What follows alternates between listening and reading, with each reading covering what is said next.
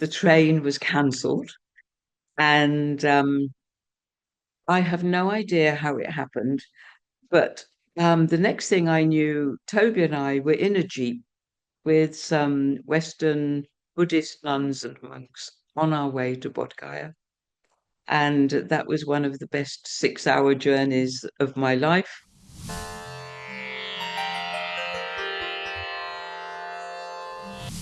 Meditation came very slowly to me. I had had the very arrogant opinion before that meditation was for people who really had nothing better to do with their time. Namaste, my dear brothers and sisters. The love and blessings of the Mother and Sri Aurobindo to all of you. I have with me here today Sheila. Welcome. Uh, she is from England. She is British, but she feels more at home in India than in Britain. And it is during one of these visits here that we have this privilege of talking to her, knowing a little more about her. And before I start anything else, would you like to guess how old she is? In spite of being British, she doesn't mind uh, her age being declared in public. She's 73. And you can see what spirituality does to people. At least that's something which everybody will find attractive. We age very slowly. But then she wasn't born in these robes. There's been a long journey, and we'll go over it briefly while talking to her. She had her first exposure to someone from this part of the world when she was just about 8. And that's when she was at Oxford, and a doctor from Bangladesh came and stayed on the same street as her family. And then she also found that in their house, they had a sitar, and she would get into that room and enjoy playing a bit on that musical instrument. So that is something that has left a lasting impression on her, not just the sitar, but the overall contact with that family from Bangladesh. Then, her first career, if one might say so, started when she started training at the age of 17 as a nurse and a midwife. And after finishing that schooling, she actually practiced that profession for some time. And then her second career was as a social worker and as a physiotherapist, for which she started studying at age 40. And maybe I think I'll stop here because I've talked to her already, but all the same, she should be doing more of the talking. So, whatever you like to say about the early parts of your life and then what happened after you became a social worker and physiotherapist. Dr. Ramesh, thank you for inviting me, and it feels a real privilege to have somebody to be who's interested in, yes, my life. And it's been a wonderful opportunity for me to actually reflect on what has happened to bring me to this point that's often, yes, been quite convoluted, this journey. So, yes, I was born in the early 50s, and to a family that they were surprised by me. Let me put it like that. I was often a bit of a strange child. I preferred my own company. I liked being solitary. And that has actually been a theme throughout my life. Um, that, of course, worried my parents. They used to invite children to come and play with me. But even as a very small child, I felt that I used to think I put it down that God wanted me to do something. I felt that I had a higher purpose than just playing. And I developed a strategy for discouraging other children by biting them. And it was a very effective strategy, but one that didn't make me very popular anywhere. I don't bite anymore, but I found other ways of finding that solitary space that I have found I've really needed to be able to pursue my spiritual life. Even as a very small child, I was attracted to, I played a lot around issues around death and ritual. I played at being a nun, even though actually didn't have any contact with nuns. I first identified as a Christian, and that was very important for me. I moved away from that Christian tradition in my early 20s. It wasn't giving me the answers that I was looking for. I had a long period of trying to find my way spiritually. It was, looking back on it, I think it was then quite a difficult time of wondering what was the meaning of my life, what was the meaning of anybody's life. I did develop a philosophy of thinking this life is full of suffering, and the only way I can get through it is by helping others who are also suffering. And that took me to work in Bangladesh. At that time, it was seen as to be the poorest country. And obviously, I'd had some contact, yeah, with that dear, dear family that Dr. Ramesh mentioned. Was that was Pakistan in those days, but then became Bangladesh. And my fascination for the music, the people, the very smell of their home really it brought me to Bangladesh. And I spent 2 years as a nurse there.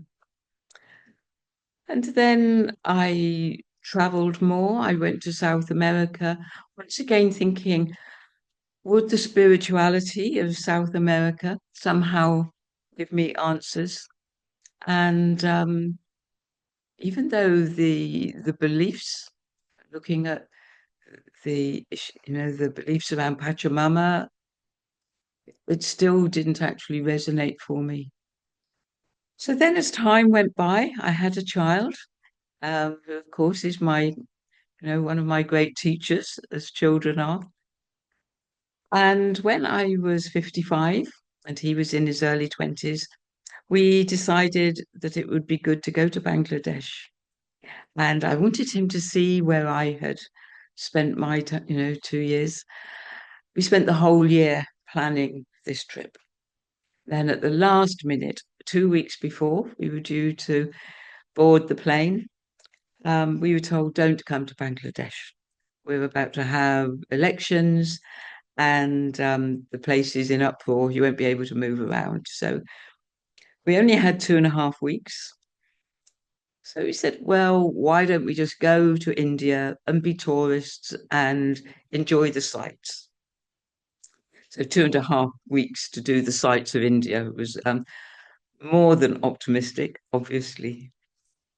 So we came to India, sitting in a well-known travelers' cafe in Mumbai, and a fellow traveler asked us, where are you going next? We said, okay, we're going to Varanasi because, once again, that's what tourists do. And she said, oh, Sarnath is near there. Are you going to have teachings from the Dalai Lama? And we said, well, we hadn't planned it, but hey, we've heard he's a nice guy, so we might as well go. And so we decided to go. And we went to Sarnath.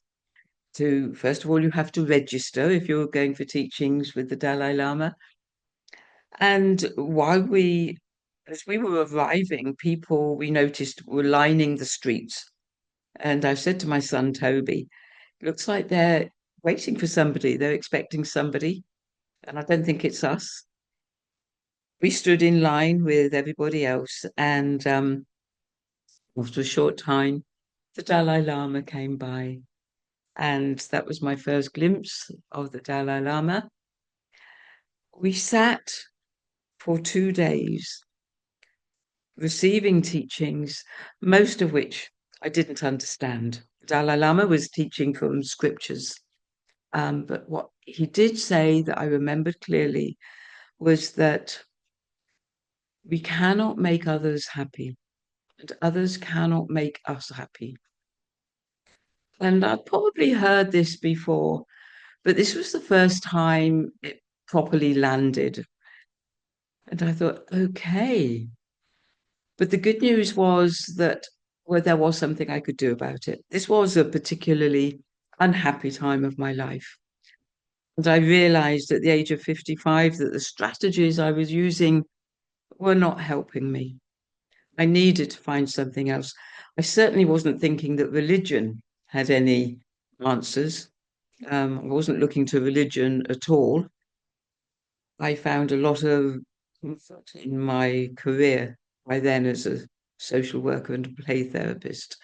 I thought that was what would give me peace and contentment. So I was unexpectedly faced with the message from the Dalai Lama. And after these teachings that made a huge impression on me and Toby, the next thing we were doing was getting a train from Varanasi to Gaya. I had heard that in this place called Bodh Gaya, there were a lot of very interesting buildings. I knew nothing about Buddhism. The word still hadn't made a dent in me. But for the first time ever, and it was the last time as well, Indian Railways let me down. The train was cancelled, and I have no idea how it happened. But the next thing I knew, Toby and I were in a jeep with some Western Buddhist nuns and monks on our way to Bodh Gaya. And that was one of the best 6 hour journeys of my life. And it was very useful for Toby when I told him I was going to be a nun, that he'd already had a glimpse of what nuns and monks looked like. So we had this wonderful journey and we went to Bodh Gaya and we were there for 5 days. And every day I went and sat under the Bodhi tree. And I just had the sensation that something weird was happening to me. I wasn't sure what it was, but I felt that something very powerful and life-changing was happening to me, which I had no understanding of what that was.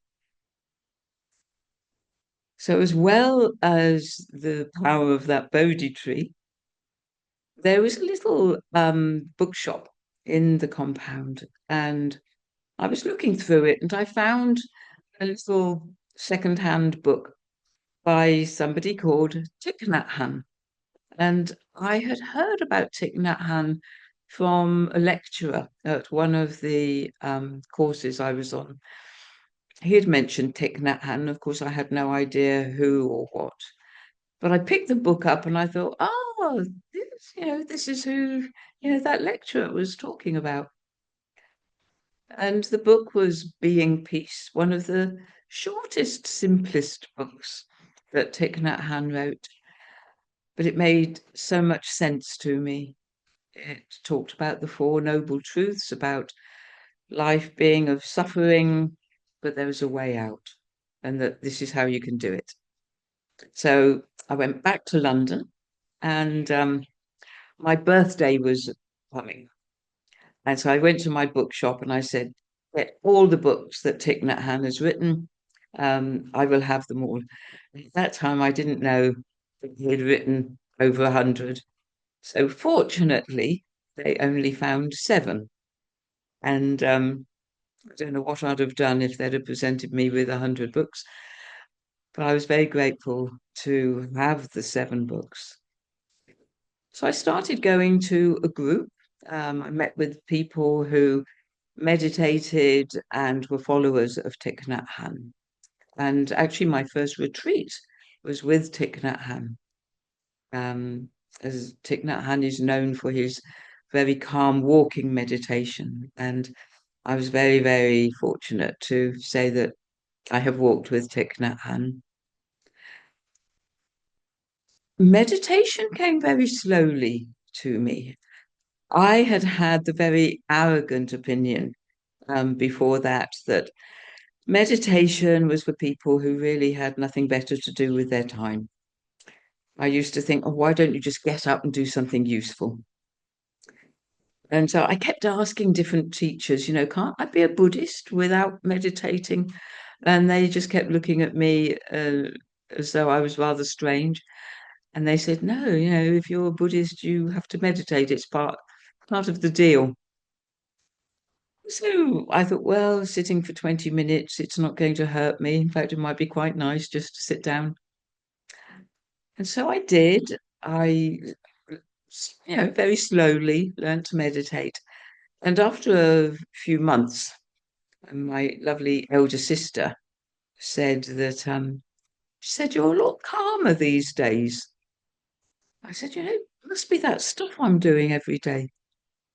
And I would never have imagined, and neither would my friends, that I would wind up as a meditation teacher. So we kept going after that. Then I started to read books by Tibetan Buddhist teachers. And for whatever reason, I mean, you know, we call it karma. I was drawn to Tibetan Buddhism, and that is where I found my my home. And after a little while, I started to think, oh, I really wish I could be a nun. I didn't forget those nuns in the Jeep on the way to Bodh Gaya.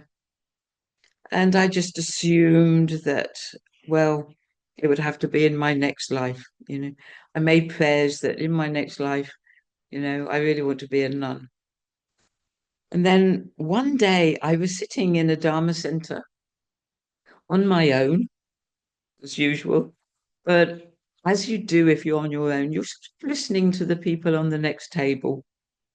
And the people on the next table were talking about a nun who lived at home.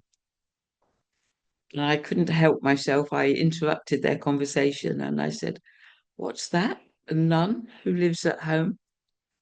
And they said, yeah, that's possible. So I went to my teacher and I said, I really want to be a nun. And she said, well, you can't, because in our lineage, we don't have monastics. In Tibetan Buddhism, there's a very strong feeling of lineage and lineage teachers, and you do what your lineage has put down. And I went away. I was devastated. I came to India and wept my way around India, telling everyone that I wanted to be a nun, and my teacher said I couldn't be. And I thought, well, perhaps it would just go away, go back to praying that in my next life I can be a nun. I went to see my teacher the next year and I said, I still want to be a nun. It's really strong, this real urge. And she said, well, why do you want to be a nun? I said, well, I don't know. Why would anybody in their early 60s want to be a nun? And she said, well, that's not good enough. Go away. Go and think about why you want to be a nun. And so I spent the next year accosting any nun, Christian nuns, Buddhist nuns, it didn't matter what sort of nun, asking them, why are you a nun? And I was trying to make sense of why I felt this very powerful urge. And I got some reasons, but then I did have a particular spiritual experience that made me think, yes, it needs to happen, even if it means changing my teacher. And, in Buddhist traditions, to change your teacher, it's a bit like saying, well, actually, I want to change my parents. But my desire to be a nun was becoming so overwhelming that when the days when I thought it will never happen, I was really sad. So I went back to my teacher. I had my A4 sheet of reasons. This is why I want to be a nun. And also at the end saying, and this is this spiritual experience I had. I thought she might just say, oh, it's nothing. But when she really heard, because she had been a nun, she'd been a nun for 7 years, but her teacher had told her that she needed to disrobe and go back to the UK to teach because the West wasn't ready for monastics. So she still had one of her old skirts, and she went and got her skirt and put it on me, which is, of course, is something I will never forget. And she said, okay, so there's a way around this, because there always is, that there is a lineage that straddles lay and monastic. You are a nun, but you won't be taking all of the vows. It will mean that you can live at home and practice. And that is what happened. And it was a massive relief, you know. The way I describe it is, you know, if you have your shoes on the wrong feet, you can still walk. It's just not very comfortable. The day I put my robes on felt as though I had my shoes on the right feet at last. It was an overwhelming relief that this is how I'm meant to be. And sometimes I think it's a shame that I had to wait until I was 65, but that was how it was, and that's how it needed to be. And so then it was okay, so I'm a nun. What am I going to be doing? By this time, I had retired from my work as a social worker. And I thought, what I really want to do is to be able to support and encourage others in my Buddhist Sangha. So I trained to be a mentor in the Sangha, and which then meant that I was able to teach basic meditation. And so I did that. And I had two mentees. And I don't know what happened, but it didn't work out. And I was so disappointed because I really wanted to do this. And I thought, well, clearly I'm not meant to be teaching, and I'll have to find something else meaningful to do. So I was very sad about it, but withdrew, even though I wasn't sure what was happening.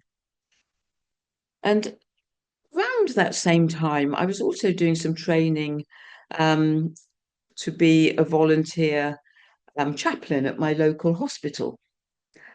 And there was somebody else who was also doing the training. She said to me, I really want to learn how to meditate. And so I kept thinking, okay, where can I send her? So I kept sending her to one place after another, and nothing satisfied her. It was either the wrong place or the wrong time.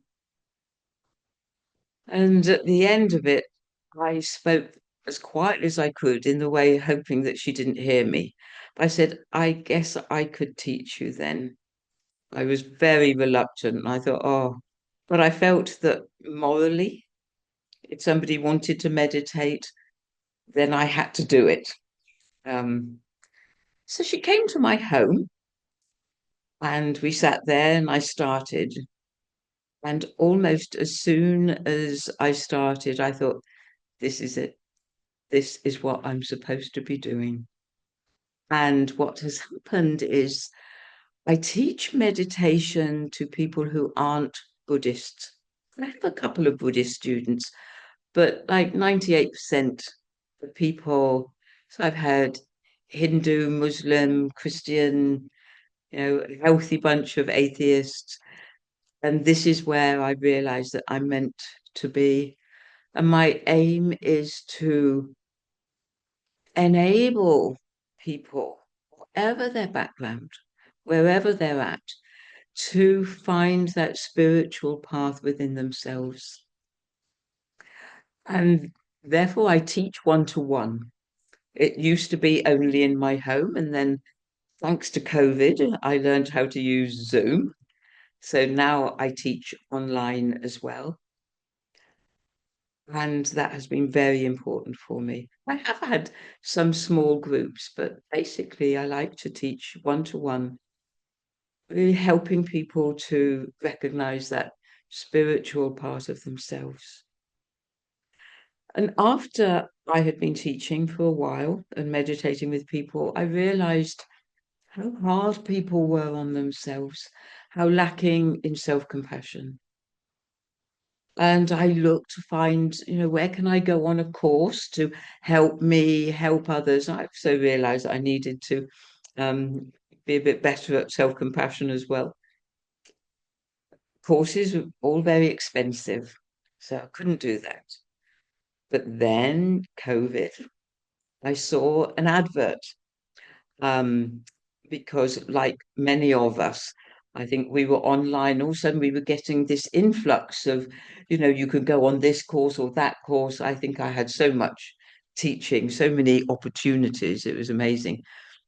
I saw this advert from the University of Arizona, and it was for donation only, which meant that it was possible for me. Um, so I applied to do this compassion training course, and I didn't hear back from them. So I wrote to their office. I still didn't hear back from them. And then the day before I knew it was to start, I wrote to them again. And I thought, it doesn't matter what I say because I'm never going to see these people again. So I wrote saying, look, I need to do this course. Please put me on this course. And so they sent me the ID and everything to start. And I thought there would be hundreds of people because that's what was happening then.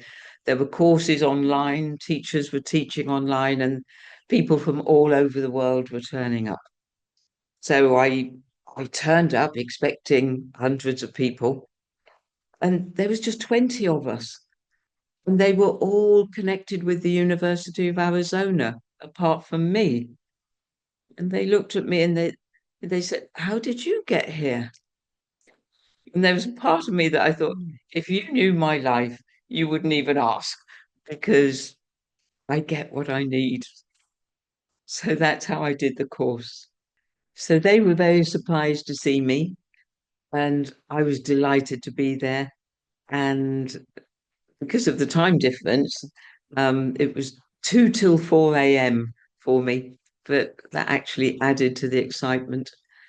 And what I was doing, I was apart from at the same time as working on it for myself, I was also making plan to then find a way of making it accessible to my students. And that is what I've been doing. And I think I've led about 20 courses or so by now, and I've seen people really benefit. First of all, from learning how to be more compassionate to themselves, and then as a result of that, finding it easier to be compassionate to others. What we do find is that compassion is not always easy. Sometimes it's incredibly difficult to be compassionate to people or groups that, we might actually not want to even think about. But it has really made a difference to my life. So it's something that I feel very passionate about. And I will continue to do this for as long as I possibly can. I feel that this is my path. Um, it makes me very happy, gives my life meaning, and to think that I'm helping other people to find meaning in their lives. And they're just sort of small things that some of the feedback I've got from somebody who did the compassion training course, she'd had difficulties with her brother. And she said after having done the course, they'd actually spent a few days together. happily. And for me, that meant a great deal. And a couple who had done the course together, they said, it's really interesting. We're not arguing as much as we used to. And I've had many things like that. And I'm just deeply grateful. Um, Actually, just talking about it now makes me happy. And I'm just really pleased now. Makes it feel easier to be going back to London and picking up this work, even though it's hard leaving India. So that is mine. And thank you so much for sharing all this. Sri Aurobindo has said in Savitri that our life is carefully designed by a higher power. It's not made up of random bricks of chance. And one can see how your destiny worked itself out. Sometimes by your being deeply disappointed at not being able to do what you wanted to do. Mm. At that time, it was difficult to see the significance, perhaps, but in retrospect, you must be so happy that it happened. When you wanted to go to Bangladesh with your son to show him the place where you had spent quite a lot of time earlier in your life, but then you could not go because of something completely unanticipated. Elections going on there, and you were advised not to go there, and instead you decided to stay in India. And then in Mumbai, you, as what looks like a coincidence, but there are really no coincidences in life. Somebody just put in a little hint that if you're going to Varanasi, you might as well also get some teachings from the Dalai Lama.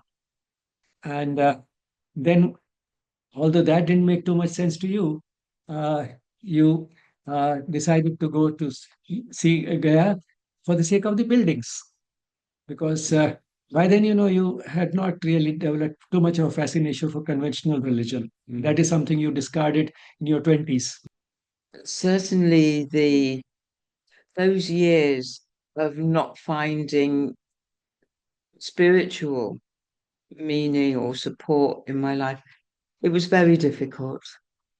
Thank you for inviting me and showing interest in my life, and it helps me to make sense of what I've been doing. So thank you Thank and you. namaste. Thank you for sharing the journey of your life. Uh, and I'm sure it will be extremely inspiring. It's a remarkable life, and it should be very inspiring for many to listen to. Inspiring and reassuring that if we are sincere in our spiritual quest, sooner or later, destiny works itself out, and we are able to reach our final calling. Thank you. Thank you.